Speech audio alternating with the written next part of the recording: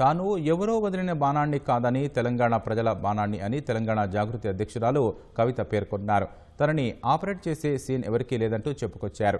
2029 ఎన్నికల్లో బరిలో ఉంటానంటూ యాదాద్రి జిల్లా భువనగిరి పట్టణంలో నిర్వహించిన సమావేశంలో ఆసక్తికరమైన వ్యాఖ్యలు చేశారు. జనంబాట కార్యక్రమంలో భాగంగా కాళేశ్వరం ప్రాజెక్టు ద్వారా గత 10 ఏళ్ల బీఆర్ఎస్ 2 ఏళ్ల కాంగ్రెస్ పాలనలో చుక్కనీరు ఇవ్వలేదని విమర్శించారు. ట్రిబ్యునల్లో పెద్దల భూములు కాపాడేందుకు రైతులను బలి చేశారని ఆరోపించారు.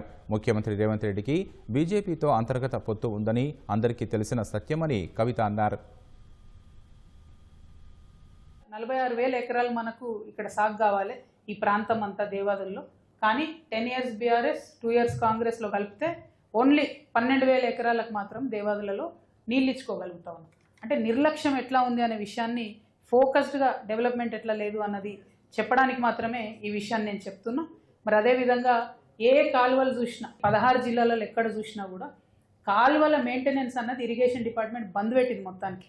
నేను ఓన్లీ తెలంగాణ ప్రజల బాణాన్ని బ్రదర్, ఇప్పుడు కాదు ఎప్పుడైనా అంతే, ఓన్లీ తెలంగాణ ప్రజల బాణాన్ని. నేను ఎవరి ద్వారా ఆపరేట్ అయ్యేంత సీన్ లేదు, ఎవరికి నన్ను ఆపరేట్ చేసేంత సీన్ లేదు.